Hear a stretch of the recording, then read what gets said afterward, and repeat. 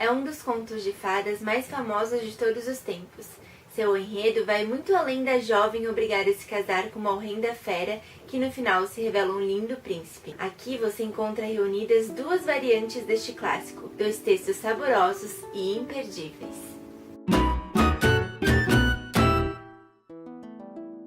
Oi pessoal, tudo bem com vocês? O livro que eu vou indicar essa semana, ele é um conto de fadas bastante conhecido. Provavelmente você vai pensar que já conhece a história, porque é uma história bem famosa. Só que na verdade, a história que ficou famosa, como na maioria das vezes acontece, não é a história original. É uma história que foi adaptada. Este livro é A Bela e a Fera. Bom, como é que essa história da Bela e a Fera ficou conhecida? Graças ao desenho da Disney. Este desenho, inclusive, é o meu preferido da Disney. Esse desenho foi lançado ainda nos anos 90, fez muito sucesso na época.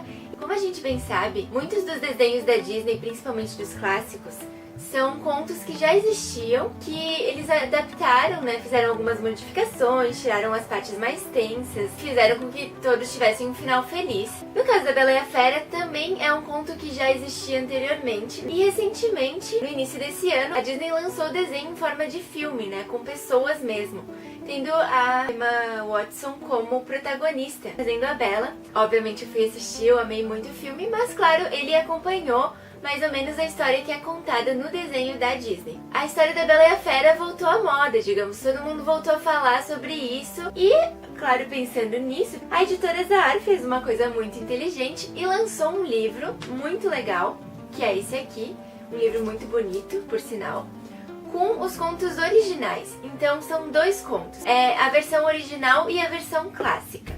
A versão clássica é a que inspirou a maioria das produções que vieram depois. Não é exatamente igual, tá gente? Mas é bem mais parecida. Essa versão clássica, ela foi escrita por uma francesa chamada Madame de Beaumont em 1756 e ela é bem curtinha. Ela tem só 42 páginas. E assim, ela pegou a versão original, que eu vou falar em seguida, e deu uma resumida, tirou algumas coisas, algumas partes. Então, basicamente, as diferenças é que a Bela, ao invés dela ser filha única, ela tem 3 irmãs e 3 irmãos. O pai dela é bem rico, só que daí, de repente, ele perde todo o dinheiro, eles vão morar no interior. Mas aí eles descobrem um barco dele que foi encontrado com algumas mercadorias. Ele vai fazer essa viagem para recuperar essas mercadorias, só que ele meio que se perde na volta e ele acaba encontrando o Castelo da Fera. Só que diferente do conto da Disney, na verdade a Fera fica brava porque ele pega uma rosa da roseira da Fera sem a permissão e não porque ele entra no castelo. A Fera faz ele de prisioneiro, mas ele acaba dizendo que tem filhas e a Fera diz que aceita que ele volte pra casa e quando ele voltar, se uma das filhas dele aceitar trocar de lugar com ele, ela pode ficar ali no lugar dele e a Bela, obviamente, se oferece pra ficar no lugar dele. Outra parte que é bem diferente do desenho da Disney. A Bela tem sonhos todas as noites com um desconhecido, um príncipe muito bonito, enfim. E ela se apaixona por esse desconhecido do sonho dela. E ele fala coisas pra ela que ela não entende muito bem, coisas que parecem meio que uns enigmas. E às vezes a própria Fera aparece nesse sonho. Nós vamos agora para a versão original. Ela tem muitas coisas a mais. E ela conta a história da Fera e da Bela antes de toda essa história que a gente já conhece. Ele é bem no estilo conto de fadas. Não tem uma linguagem super infantil assim, porque é aqueles contos clássicos e tal, com aquela linguagem mais clássica. Ele foi escrito por uma outra francesa, que é a Madame de Villeneuve, antes, né, em 1740, e ele tem 174 páginas. Também não é muito longo, mas é bem mais longo do que o outro. A história da Bela com a Fera, essa toda, é muito parecida com o conto clássico. A grande diferença é que conta a história da Fera. Por que ela foi transformada em Fera? Não tem nada a ver com aquela versão da Disney. Vou contar uma partezinha. A Fera é filha de um rei e de uma rainha. O rei, ele morre muito cedo e a rainha parte pra guerra pra defender o reino e deixa o filho, que ainda é pequeno, aos cuidados de uma fada. Só que ela não é uma fada muito boa, é uma fada malvada. E essa fada cuida dessa criança, daí ela fica um tempo fora, e quando ela retorna, ele tá mais velho, assim, adolescente, quase adulto, e essa fada quer se casar com ele. Ela, tipo, se apaixona por ele. Tipo, antes ela era quase mãe dele, E daí, do nada, ela quer que ele se case com ela. Só que ele não quer, porque ela é bem mais velha que ele e ela é muito feia e tal. E ela joga um feitiço sobre ele e transforma ele na fera.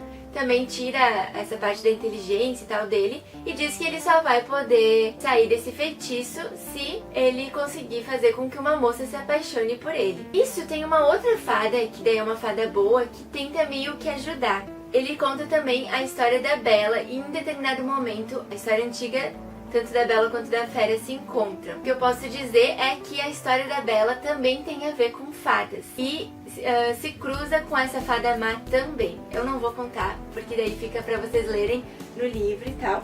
Eu achei o livro bem bom, assim. O conto clássico é mais normalzinho, assim, a história é meio parecida, né, com o que a gente já conhece, mas o conto original é bem surpreendente. Quem gosta dessa coisa dos contos de fadas e tal, de saber como são as histórias originais, eu super indico.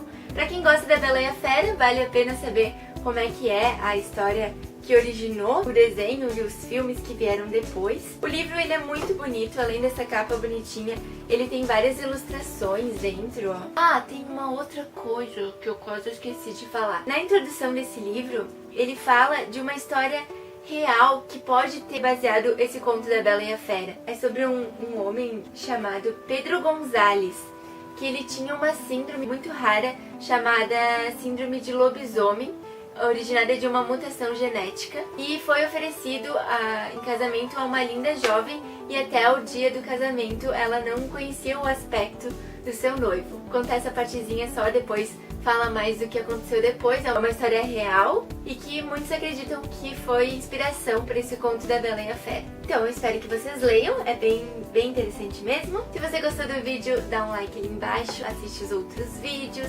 Se você gosta muito da Bela e a Fera como eu, comenta ali embaixo. E se você já leu esses contos originais, o que você achou? Se você tem outros contos clássicos que foram adaptados pela Disney, que você já leu, me indica ali embaixo também, que eu acho isso muito interessante. Quem sabe no futuro eu posso fazer vídeos sobre esses outros contos. E é isso aí, gente. Até semana que vem. Tchau!